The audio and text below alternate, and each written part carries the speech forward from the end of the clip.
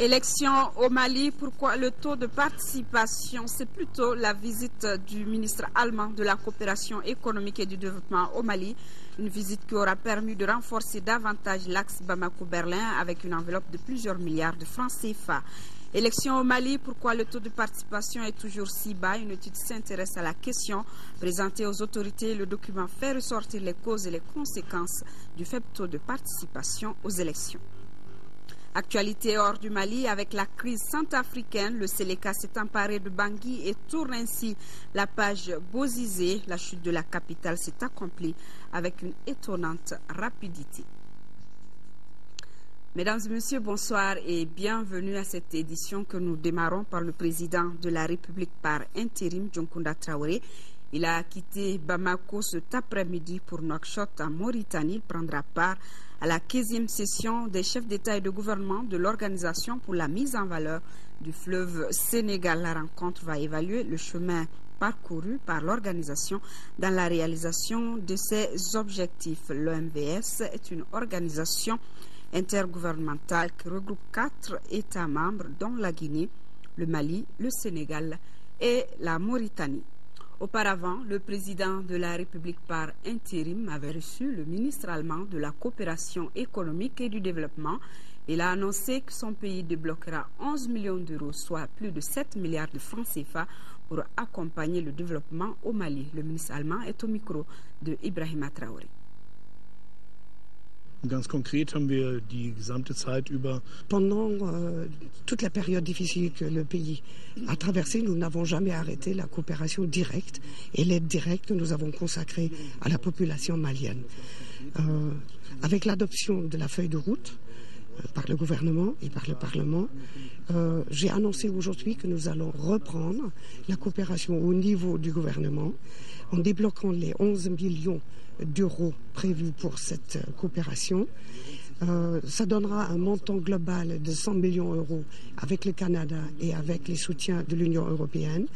Et ceci pour être investi dans le développement des régions rurales, pour assurer la sécurité alimentaire et pour notamment faire évoluer les différents projets d'irrigation de proximité.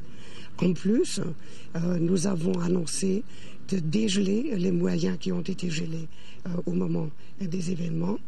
Nous voulons soutenir, nous voulons aider et nous comptons sur les résultats que le pays va atteindre. Et c'est dans cet esprit aussi que l'Union européenne a pris la décision d'accorder une aide au budget. On va verser cette aide au budget sous forme de 2 tranches. Une tranche immédiatement, tout de suite, pour permettre à votre gouvernement d'agir, de prendre les mesures les plus urgentes. Et la deuxième tranche sera versée conformément aux résultats atteints dans le cadre de la réalisation de la feuille de route. Ziele der Roadmap schnell zu erreichen. Le ministre allemand qui a d'ailleurs achevé cet après-midi sa visite de 48 heures au Mali, une visite d'espoir qui aura permis de renforcer davantage l'axe Bamako-Berlin. Le diplomate allemand a déclaré au cours de la conférence de presse que son pays renforcera son aide dans les domaines de la santé publique et de la décentralisation. C'était au cours donc d'une conférence de presse suivie par Mohamed Diarra. C'est un pas de plus vers la sortie de crise au Mali. L'Allemagne vient de décider de reprendre sa coopération avec notre pays. La nouvelle est d'autant bonne que ce pays ami va accentuer son appui dans le domaine de la santé publique et la décentralisation. Nous allons atteindre un niveau de 15 millions d'euros pour les différentes mesures, c'est-à-dire un programme qui contribuera aussi à la réconciliation. S'ajoute à ces aides financières 2 millions d'euros qui vont être donnés pour développer les services de santé et les services sanitaires. Ce qui fait un total de plus de 11 milliards de francs CFA. Le diplomate allemand salue le retour à l'ordre constitutionnel et apprécie l'idée de la mise en place de la commission dialogue et réconciliation. En revanche, il dit non à l'impunité. Le conférencier s'est également prononcé sur la tenue des élections au mois de juillet prochain. Je peux vous annoncer qu'après avoir accompli le processus de transition, après avoir élu un nouveau gouvernement, tout notre soutien et toute notre aide ira aussi vers le nouveau gouvernement. La presse allemande, elle, s'est plutôt intéressée à la question relative à la participation des réfugiés à ces élections. Nous travaillons pour que tous les réfugiés maliens reviennent au Mali. Il n'y a pas de raison que ces réfugiés demeurent dans des camps. Cette visite du ministre allemand lui a permis d'apprécier quelques réalisations de son pays au Mali. Et l'un des fleurons de la coopération entre les deux pays, c'est bien le centre de formation des collectivités territoriales. Les travaux qui ont débuté en mars 2011 sont exécutés à 98%, selon les experts. Le centre a été financé par l'Allemagne à travers la KfW pour près de 3,5 milliards de francs CFA, avec un cofinancement de la délégation de l'Union européenne pour 270 millions de francs CFA. La contribution de l'État malien, 240 millions de francs CFA.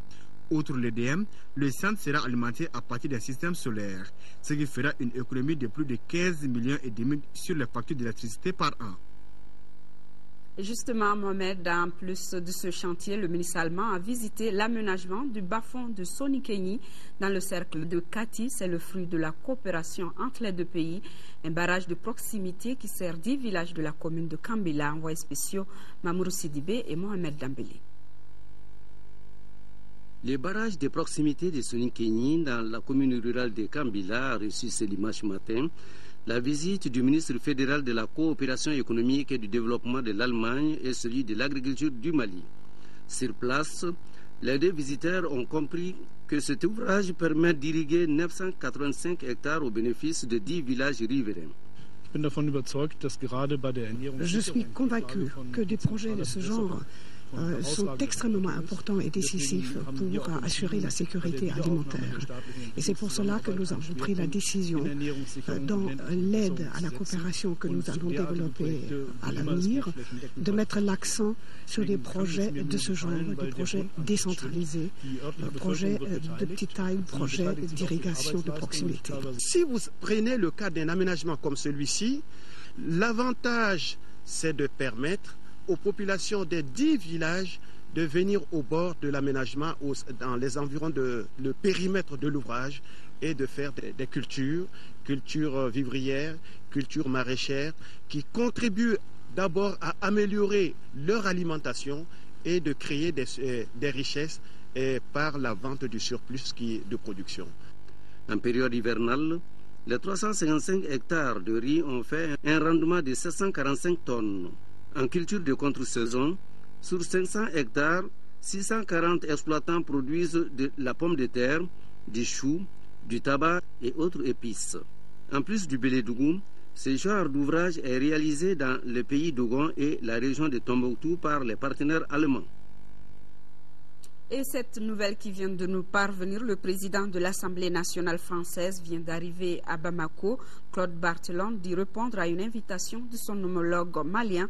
Au cours de son séjour, il aura une séance de travail avec les députés maliens et rencontrera les plus hautes autorités maliennes. Crise centrafricaine, les rebelles du Seleka se sont emparés de Bangui, la capitale. Après une offensive éclair, les rebelles tiennent désormais tous les points stratégiques de la capitale. Il s'agit du palais présidentiel, de la télévision nationale et de l'aéroport. Le président François Bozizé se trouve en RD Congo, une information qui a été d'ailleurs confirmée par Paris. Les rebelles centrafricains sont les nouveaux maîtres de Bangui. Une offensive éclair lancée ce dimanche matin à 8h locales. En une heure à peine, le mouvement de la Seleka contrôlait le palais présidentiel, la télévision nationale et toute la capitale. Aucune résistance, aucun combat. Autour de Bangui, les troupes sud-africaines, déployées depuis la crise de janvier, ont laissé passer les rebelles de la Seleka. Les soldats centrafricains sont eux terrés dans les casernes. À Bangui même, c'est l'anarchie. La population vit retranchée dans la peur des pillages. Il y a beaucoup de pillages en ce moment dans pratiquement tous les quartiers résidentiels de la ville. Je ne peux pas vous dire que ce sont les éléments de Seleka. Il y a une bonne partie des jeunes qui rentrent dans certains édifices et qui s'emparent de ce type de projets, congélateurs, appareils électroménagers, ordinateurs. Il est regrettable qu'il n'y ait pas de coordination au niveau de Seleka, une coordination qui pourrait sécuriser les quartiers pour éviter les pillages. Ce dimanche, en début d'après-midi, aucune présence à Bangui des militaires de la force sous-régionale FOMAC ou des soldats français pourtant stationnés près de la capitale. De là à penser que le président centrafricain n'a plus aucun soutien, il n'y a qu'un pas. François Bozizé a d'ailleurs fui Bangui, information confirmée par Paris. Il y a 2 mois, il avait réussi in extremis à sauver sa tête en signant des accords de paix à Libreville avec la rébellion. Mais depuis, ces accords n'étaient toujours pas appliqués. Cette fois, la rébellion a décidé de le chasser du pouvoir. Et justement, Centrafrique, Michel Djotodia a annoncé qu'il est le nouveau chef de l'État de la République centrafricaine. Il a également annoncé qu'un couvre-feu a été déclaré à Bangui. Michel Djotodia, membre du Séléka, avait été nommé ministre de la Défense dans le gouvernement issu des accords de Libreville.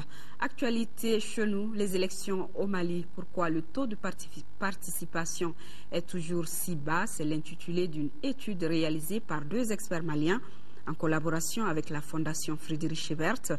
Le document présenté aux autorités maliennes fait ressortir les causes et les conséquences de ce faible taux de participation aux élections, des causes liées principalement à la liste électorale, nous signale Youssouf Diakité. Les élections au Mali, pourquoi le taux de participation est toujours si bas? C'est à cette interrogation que répond cette étude réalisée par des experts en questions électorales en partenariat avec la Fondation Friedrich Ebert. L'étude fait ressortir les causes et les conséquences de ces faibles taux de participation aux élections. Des causes liées à l'inexactitude de la liste électorale, à l'insuffisance de la formation des électeurs, aux fraudes multiformes et à l'impunité. À cela, il faut ajouter la problématique de la mentalité de l'administration. Face à ces phénomènes, la Fondation Friedrich Ebert s'interroge. Est-ce l'effet d'une simple crise de croissance démocratique?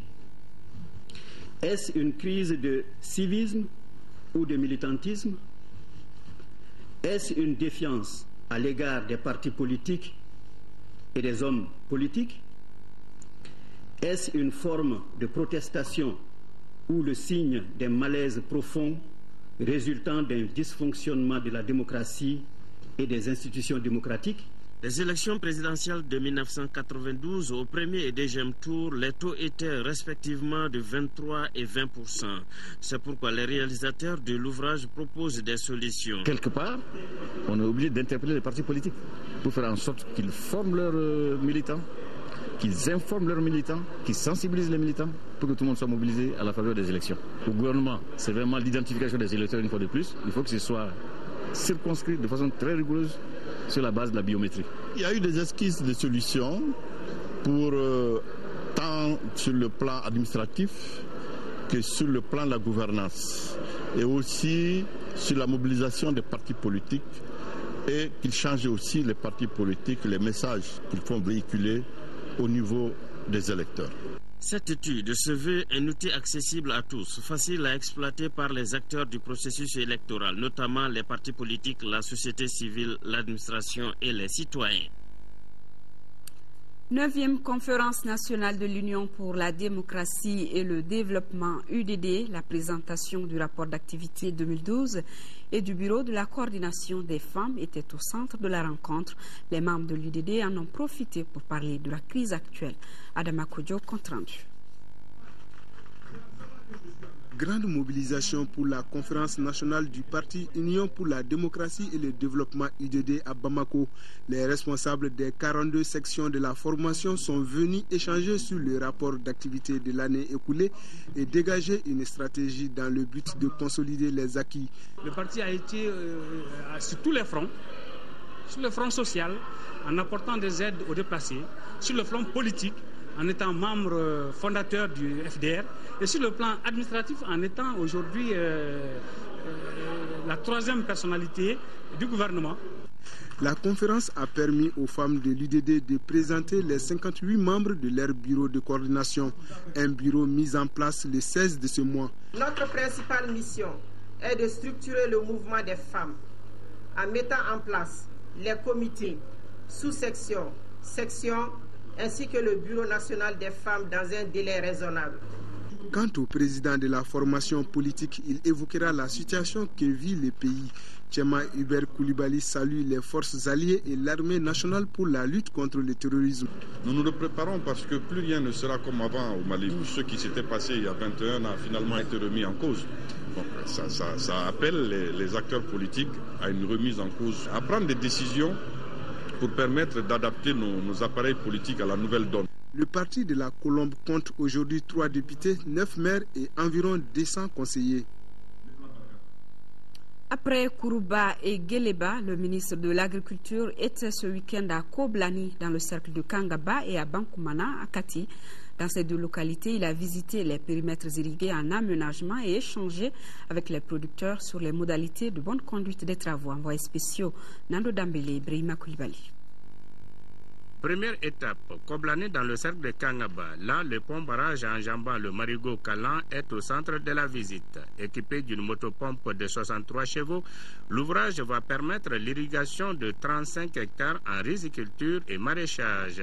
Mais l'aménagement envisagé depuis 2005 pose quelques problèmes, lesquels ont été l'objet des échanges du ministre de l'Agriculture avec les populations. Invitant le ministre à tout mettre en œuvre pour relancer ce projet, les populations ont formulé quelques doléances relatives au ravitaillement en intrants et en équipement et à la transformation des fruits locaux. À Bankmana, cercle de Kati, deuxième étape, le ministre a visité les 2450 hectares de plaines aménageables. Là, le problème majeur est celui de la propriété foncière et de l'eau. Après avoir écouté attentivement les uns et les autres, le ministre de l'Agriculture, Baba Berté, a instruit aux populations des terres certaines considérations pour l'intérêt supérieur de la nation en général et pour l'atteinte de l'autosuffisance alimentaire des populations bénéficiaires. Rappelons que tous les périmètres visités sont en zone OHVN. Pose de la première pierre des bâtiments des services décentralisés de l'élevage et de la pêche à Caille. Plus de 3 milliards de francs CFA seront investis dans leur réalisation. C'est sur financement de la BAD et du Mali à travers le projet d'appui au développement des productions animales en zone Caille Sud, PADEPA KS. De Caille, le compte-rendu de Jafar Haïdara. La pose de cette première pierre consacre le démarrage des travaux de construction des bâtiments des services déconcentrés du ministère de l'élevage et de la pêche et des infrastructures collectives d'élevage dans la zone d'intervention du projet d'appui au développement des productions animales PADEPA. Ces travaux sont répartis en 4 lots, à savoir 2 directions régionales, un laboratoire régional vétérinaire, 8 services locaux, 17 postes vétérinaires, 17 unités d'appui aux productions et industries animales. La clôture de la grande cour abritant les directions des services vétérinaires et la DERPIA pour un montant de plus de 3 milliards de francs CFA. Nous venons d'approuver le PTF 2013 dans lequel on veut mettre l'accent sur la réalisation des infrastructures des projets. Notre objectif, c'est de pouvoir atteindre 75% des taux de décaissement de la banque. Quand on vient dans cette cour et qu'on voit les services techniques, en tout cas à cet état, et qu'on vient lancer les travaux, on ne peut que se réjouir. Ces infrastructures, une fois terminées, vont améliorer énormément les conditions de travail. Le ministre de l'élevage et de la pêche a par ailleurs visité au Sera de Samé des unités de Zébumor et Ndama avant de se rendre au marché de poissons où elle a pu s'enquérir des conditions de travail des vendeuses de poissons et les conditions de conservation du poisson. Le ministre a rencontré les cadres relevant de son département et les organisations socio-professionnelles. Cette rencontre lui a permis d'échanger sur les problèmes de l'heure. Madame Diane Mariam Kone a promis de faire de son mieux pour trouver des solutions à ces problèmes. Je vous l'annonçais il y a quelques instants, le président de l'Assemblée nationale française est à Bamako, Claude Barthelone, d'y répondre à une invitation de son homologue malien Younousi Touré au cours de son séjour. Il aura donc des séances de travail avec les députés maliens et rencontrera les plus hautes autorités maliennes. Déjà à l'aéroport, il a salué les résultats obtenus par les soldats français à travers l'opération Serval. Je vous propose de l'écouter. Il est au micro de Bourama Traoré. L'objet de ma visite, c'est d'abord de répondre à une invitation. J'avais eu l'occasion de recevoir mon homologue, mon collègue et un certain nombre de parlementaires du Mali qui m'avaient invité à venir voir comment l'Assemblée nationale française pouvait aider l'Assemblée nationale du Mali à avoir un complément de formation pour ses personnels, tenir compte de l'expertise législative qui est celle de l'Assemblée nationale française pour permettre d'améliorer le travail et la visibilité de la représentation des peuples. Chacun imagine bien que même s'il y a actuellement l'intervention des forces armées françaises aux côtés d'armées africaines, aux côtés des troupes maliennes, il faut d'ores et déjà, comme c'est déjà le cas, réfléchir à une solution politique de rassemblement du peuple malien et puis lui permettre de s'exprimer politiquement. Et le moment où il aura à s'exprimer au cours d'élections, il y aura besoin d'une Assemblée nationale qui puisse démontrer qu'elle est en mesure de voter la loi, de l'évaluer, de la contrôler et de faire entendre les soucis, les rêves et les attentes du peuple malien. S'il n'y avait pas eu la possibilité et le courage des Français d'intervenir après la décision qui a été prise par le président Hollande, l'on ne sait pas exactement s'il y aurait encore un Mali. Et vraiment, le travail qui a été fait par les soldats français, les soldats maliens et les soldats africains a permis déjà de libérer une grande partie du Nord. Il reste un petit peu de travail et j'espère qu'il sera fait continuellement et avec courage pour permettre qu'au mois de juillet, les Maliens puissent se prononcer au cours d'élections. De Barthelone, président de l'Assemblée nationale française, ce communiqué de presse, le chef d'état-major général des armées informe les populations que dans la nuit du samedi 23 au dimanche 24 mars 2013, vers 22 h, un groupe d'hommes armés a tenté de s'infiltrer dans la ville de Gao par le 4e quartier. Les forces armées maliennes et nigériennes, appuyées par les unités françaises, se sont déployées dans le secteur pour sécuriser les lieux. Les assaillants, estimés à une dizaine d'hommes, se sont réfugiés dans les quartiers 4 et Château. Les échanges de coups de feu se sont poursuivis dans la matinée du dimanche 24 mars 2013 et ont pris fin en milieu de journée. Le bilan de l'opération est de 4 morts du côté des djihadistes. Du côté des forces armées maliennes, il a été enregistré 4 blessés et un militaire décédé. Malheureusement, parmi la population civile, on déplore le décès d'un adolescent et 3 personnes blessées. Le chef d'état-major général des armées présente ses condoléances aux familles des disparus et souhaite prompt rétablissement aux blessés. En ce moment, à Gao, l'administration essaye de s'installer après près d'un an d'absence. Donc, en début de semaine, le gouverneur de la 7e région, avec tout son staff et les préfets des 4 cercles sont arrivés dans la région. Le gouverneur Mamadou Adama Diallo a tout de suite rencontré les élus locaux et les forces de sécurité pour parler de la relance des activités. Envoyé spécial d'Aouda Sidiki Diarra et Massa Doumbia. Après s'être installé, le gouverneur de la 7e région travaille d'arrache-pied pour minimiser les souffrances des populations. Le général Mamadou Adama Diallo a rencontré dans un premier temps les officiers d'état-major du PC Badengo, de la région militaire de Gao et ceux de l'opération Serval et de la MISMA. Leur planning vont de pair avec l'installation des opérations. C'est ainsi qu'à ce niveau-là, on a fait savoir tout de suite qu'il y a effectivement une certaine programmation pour le retour de l'administration au niveau de Menaka, au niveau de Ansongo.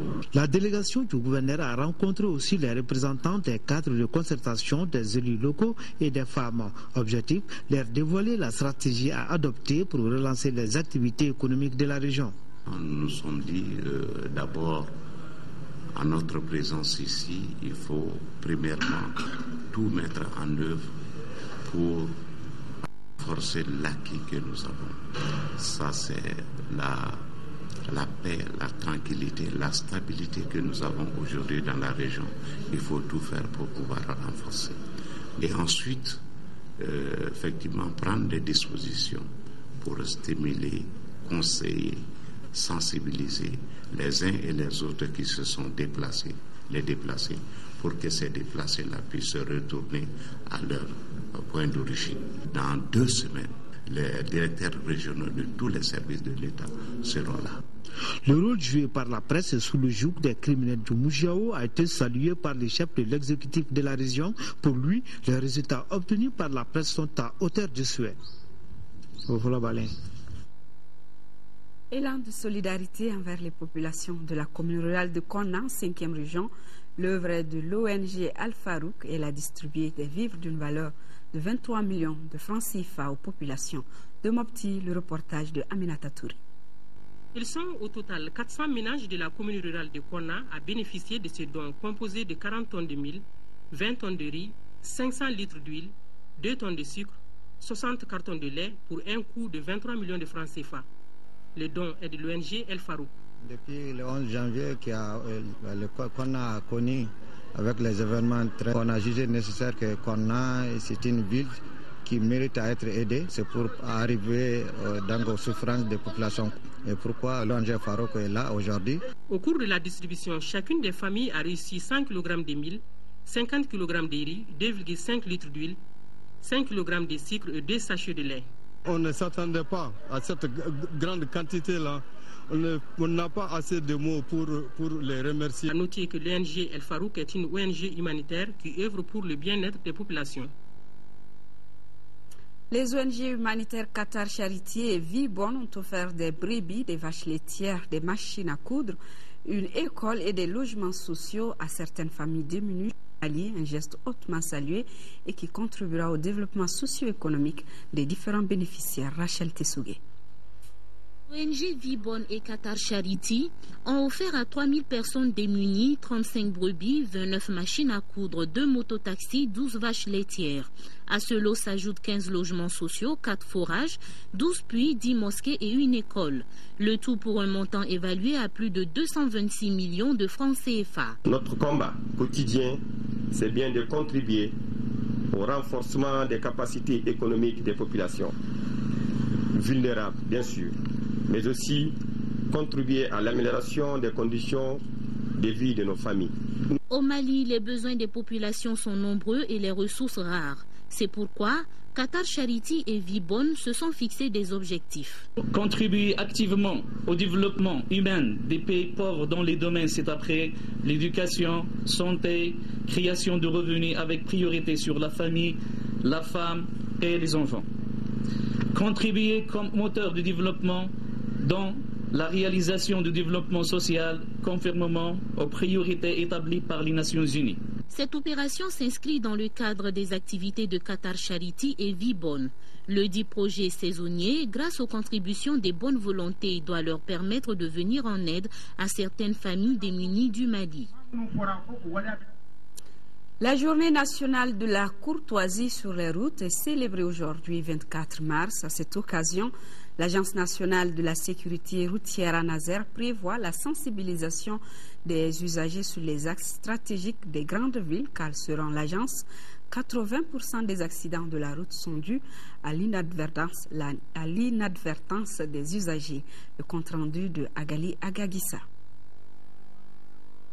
Attention, la route peut conduire à plusieurs destinations, dont les plus désagréables. Pour éviter des surprises regrettables, comme les accidents de circulation, il convient d'être courtois au volant, un comportement qui manque le plus souvent à certains usagers, car 80% des accidents résultent de l'intolérance des conducteurs. Les gens sont trop pressés, puis tout le monde veut avoir la priorité. Présentement, les gens sont de plus en plus indisciplinés dans la circulation. Mais j'espère qu'avec la sensibilisation, ça pourra aller. Les gens se comportent souvent mal sur le goudron, ne respectent pas les codes de la route. C'est dans le but d'inverser cette tendance que l'Agence nationale de la circulation routière ANASER est créée au Mali. Cette structure est chargée de lutter contre l'insécurité routière. Elle s'attelle ainsi à informer et sensibiliser les usagers sur les conséquences du mauvais comportement sur la route. Un comportement dû le plus souvent à la méconnaissance du code de la route. La majorité d'entre nous n'ont pas été à l'école. Donc il est difficile pour ces gens-là de maîtriser les règles de la circulation routière. Et le code est dans une langue que beaucoup d'entre nous ne comprennent pas. Donc souvent c'est la méconnaissance. Mais à côté de la méconnaissance, il y a également l'insécurité. Pour relever les défis dans la recherche du bien-être des personnes, l'agence entend mettre l'accent sur la formation des usagers de la route. Cette année, nous allons mettre beaucoup plus l'accent, non seulement sur la formation et l'information, à l'attention des élèves étudiants, mais surtout des enseignants. Des actions accentuées tous les 24 mars de chaque année, date commémorative de la journée de la courtoisie au volant. La courtoisie dans la circulation au Mali, c'est d'ailleurs le sujet de questions d'actualité de ce soir. Abbas Fambouguri Traoré, Sédou Tembele, leur invité, vous en diront davantage. C'est en langue bamana. La journée nationale de la courtoisie sur les routes est célébrée aujourd'hui. On en passe déjà, on parle de journée internationale de la tuberculose. Le thème retenu cette année est plus de tuberculose de mon vivant. Nous écoutons un extrait du message du représentant de l'OMS au Mali, Ibrahima Sosefal, au micro de Youssouf Tchakiti.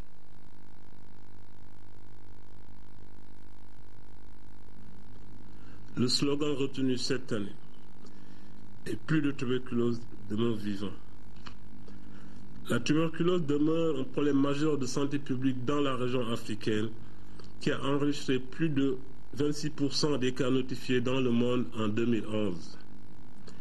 On estime que la tuberculose a été à l'origine de plus d'1 million de décès dans notre région et que seulement 62% des cas de tuberculose existants ont été dépistés au cours de cette même année.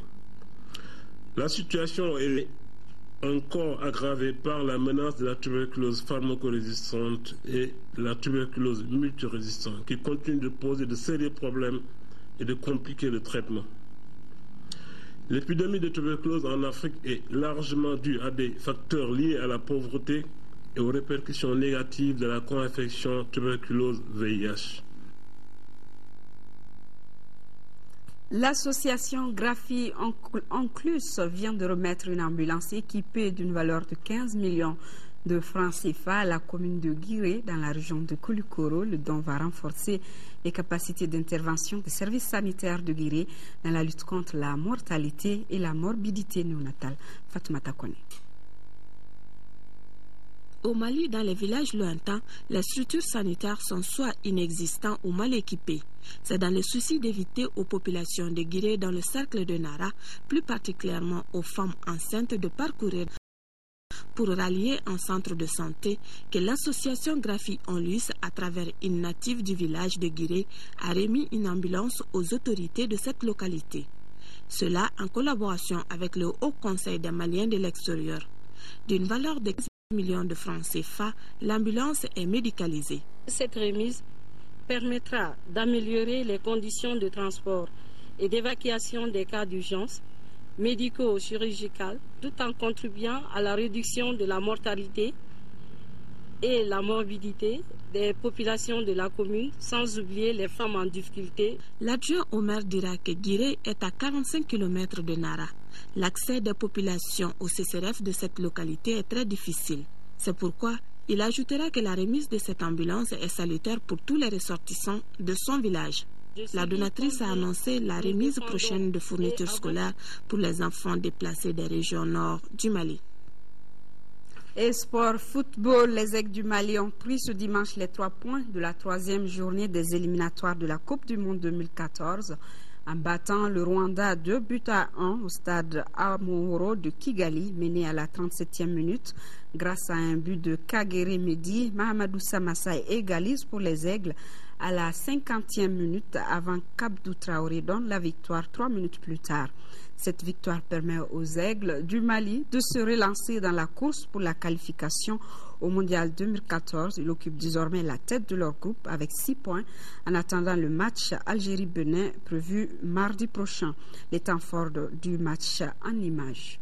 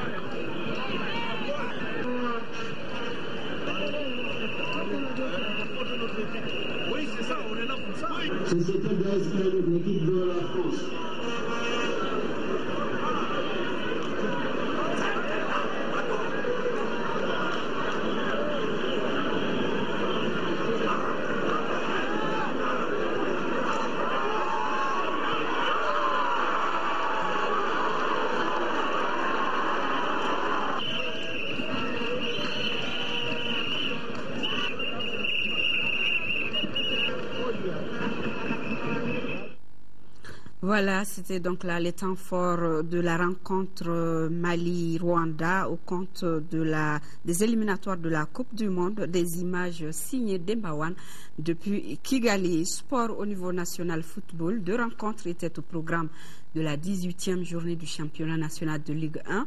L'infatigable Atar Club de Kidal a obtenu 1 point contre CS Dougoulonfla et reste toujours à la dernière place. L'ASB, qui pouvait s'offrir une victoire, a été contraint au nul, 1 but partout contre la Somme. Revivons les moments forts avec Aljumatina. L'association sportive de Bamako peut certainement nourrir des regrets dans cette partie face à l'association sportive olympique de Missira, puisque c'est dans les arrêts de jeu que sa victoire presque acquise a été transformée en match nul. Adama Diarra, dans un cafouillage monstre, égalise pour la Somme.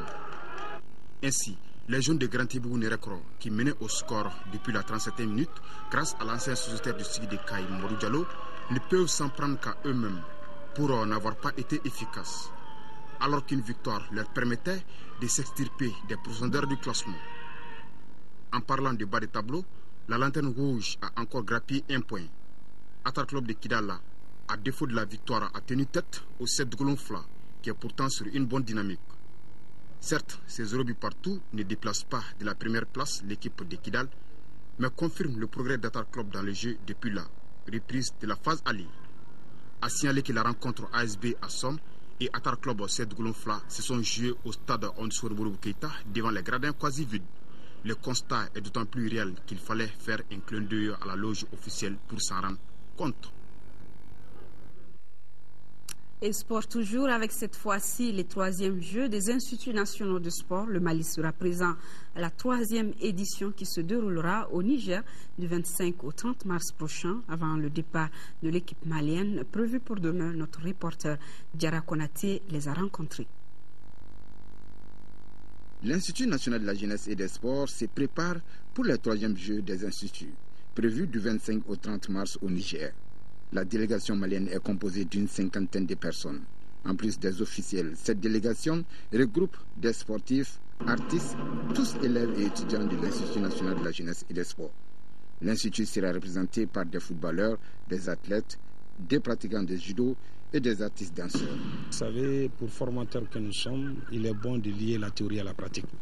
Les Jeux constituent pour nous un créneau d'échange avec d'autres instituts, d'échange sur le terrain, de se frotter à d'autres, de comprendre quels sont réellement les enjeux de l'organisation du voyage, les difficultés du voyage, parce que nous sommes en face des gens qui s'occuperont d'enfants demain dans le cadre de la jeunesse et dans le cadre du sport. Et ensuite, après ces enjeux de formation, bien sûr, c'est le sport. Le sport, qui dit sport, dit compétition. Nous allons à une compétition où nous serons également confrontés à d'autres de la sous-région de l'Afrique. Il y a aussi l'art, le côté artistique, notamment la danse, parce que nous allons cette année avec la danse. Là aussi, c'est la compétition. Nous allons également pour essayer d'honorer notre pays, surtout dans la situation dans laquelle nous sommes.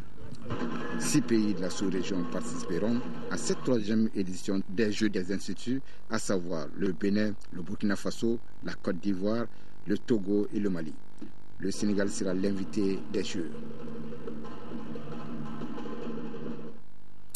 C'est la fin de cette édition. L'info continue sur notre télévision nationale avec le 38e numéro de Ensemble pour un Mali indivisible. Le procureur général près de la cour d'appel de Mopti y évoque le transfert des prisonniers terroristes vers Mopti. Juste après cette émission, vous pourrez suivre question d'actualité sur la courtoisie dans la circulation au Mali. Question d'actualité, c'est avec Abbas Fambouguri Traoré, Sédou Tembeli et c'est en langue bamana. Demain, pour les informations du soir, vous serez avec Nianyalou Traoré. Mais avant, je vous retrouve à 10h et 13h, s'il plaît à Dieu, pour vous informer. Toutes nos excuses pour les quelques désagréments rencontrés au cours de cette édition. Merci de l'avoir suivi. Bonsoir à tous.